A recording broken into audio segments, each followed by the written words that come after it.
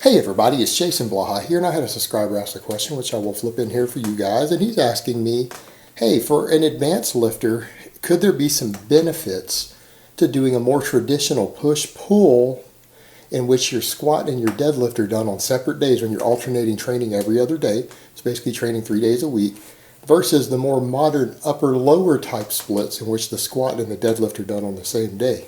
So let me put on my +5 out of weaponsmithing. Work on skilling up my crafting a little bit, and let's talk about that. All right, let's define some terms here real quick, guys, so that people understand. Advanced lifters means usually people who, when you go check on charts, your strength is at the advanced level.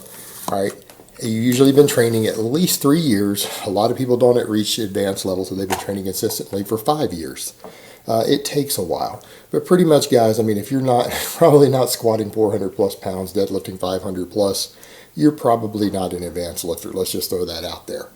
Now, advanced lifters have different needs from other people. Advanced lifters have to train in a way that ensures them to make progress over time. It's very, very difficult to make progress as an advanced lifter. You have to have a little more structure to your programs. You've got to plan things out longer. You're going to frequently hit very long plateaus that might require up to 12 weeks of pre-planning to break through a plateau. That's just the downside of being an advanced lifter. Being an advanced lifter kind of sucks. You've got to think things through a little more. Not saying training needs to be more complex, but it has to be more thoughtful, or else you're going to stay where you are. Meaning a lot of advanced lifters, they reach a certain threshold and they spend the next 3 years without gaining any muscle or strength. That's really, really common. Again, it's not a good thing to be an advanced lifter. Those noob gains that first year in the gym, or the first year in which you go on a truly well done structured program, even if you've been training a little while, that's like at your honeymoon time, guys. It's like all sunshine and rainbows. You've been training a little longer, it gets a little harder.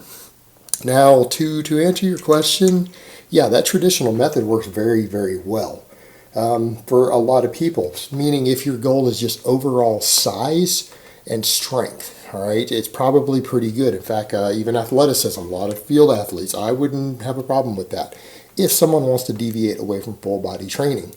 But really, push-pulls oftentimes end up becoming full body in their own right anyways. Push-pull might not be best for competitive power lifters. If you're going to split your training up, I tend to like upper-lower a little more for guys who compete in powerlifting, and here's why. Only because of the nature of competition. When you deadlift in a powerlifting meet, what have you always done first?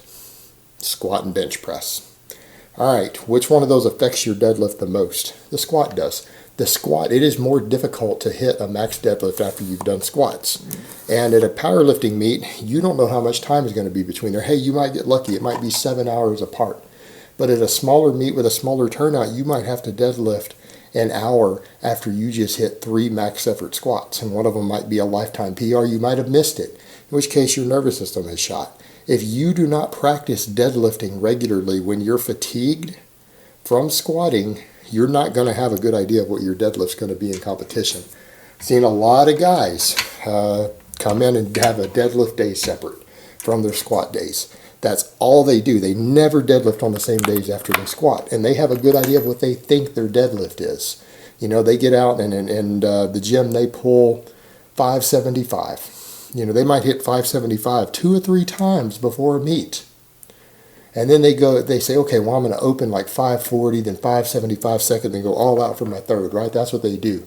And then they get to their first meet, and they get stapled to a floor under a 480-pound squat on their third attempt. They get stapled to the floor, or they barely grind out a 490, and it's a grinder and slow, and it's a lifetime best squat for them. They get to their deadlift and they put in that 540 opener after they've hit 575 2 or 3 times and peaking for the meet, and then what happens? Because they always trained them on separate days. They always trained their deadlift fresh. They got stapled under a failed squat max. They miss their 540 opener sometimes. They go to pull that 540 off the floor and it sticks on the fucking ground. Why? Because they're not used to deadlifting after being excruciatingly fatigued from squats. They have no idea what their actual competition deadlift is. They have gone in there and they'll hit a max They'll hit a max on their squat, the best squat they've ever done in their life, and then they miss their opener on the deadlift. And that's exactly why. You need to train them on the same day frequently enough to get a good idea of where your deadlift really is after you squat. Now, that isn't necessary for overall strength. For a guy who says, I just want to come in and get big and strong, I like the idea of them being able to deadlift fresh. You know what? And if you're splitting it up into a push-pull, and the difference between that and people talk about push-pull legs, why do you need to split stuff up into 3 days? Are you on 2 grams of gear? If you're on 2 grams of gear, that's cool, man. Do push-pull legs. That's fine. You're not on 2 grams of gear. Why do you need to separate your legs from pushing and pulling? Is a squat a leg exercise? Yes. Is a deadlift a leg exercise? Yes. They're pushing and pulling exercises. Why are you squatting on a different day? Why don't you just squat on your push day? The squat is a push. And the deadlift is not only a pull, the deadlift is the ultimate pull. Why wouldn't you be doing the deadlift on your pull day? Why are you separating this stuff out? Push-pull, that's all you need. Pushing covers your squats and your pressing. Pulling covers your deadlift, your rows, your chin-ups, all that stuff. There's no need to have a third separate day in there. Push-pull. There you go. If you feel like breaking things up into function, that's all you need to do. So this push-pull legs thing, it really gives people not enough frequency in my opinion. Someone wants to split things up and train every other day, and they're just trying to gain size and strength. They're not going to compete in powerlifting. I think for an advanced lifter like the person who asked the question, a push-pull is fantastic. It was one of the first successful deviations before everyone went on tons of gear. Back in the day when all they had was a little bit of D-ball and they didn't use high doses, when guys broke away from full body, push-pull was actually pretty effective. It's old school. It's time-proven. It worked for a long time. People didn't start changing around from a lot of that successfully till the drug doses went up. More steroids got introduced. And as most of you know at this point, body part splits are dead. If you're not on tons of gear, there's no reason to do a body part split. But what I like about the push-pull is that it lets you start with 2 of your biggest exercises fresh in the workout. All right, you get to put a lot of energy into these 2 massive size and strength builders that use somewhat different motor patterns and that can fatigue each other. That becomes a big advantage for the power lifter, because you have to compete that way. But for someone who's like, I just want my deadlift to get really strong and I want to put on a lot of size and strength on my deadlift, being able to do it fresh is an advantage. And you're basically doing a deadlift every 4 days, doing a squat every 4 days, but you're somewhat recovered. If you've timed everything right, you're going to be somewhat recovered enough to do them heavy. Obviously, an advanced lifter is going to take light days intermediately through there. They're going to have to do light days. Oftentimes, might even rotate through heavy, medium, light on an AB. It can get a little complicated, but a lot of advanced lifters can train that way successfully.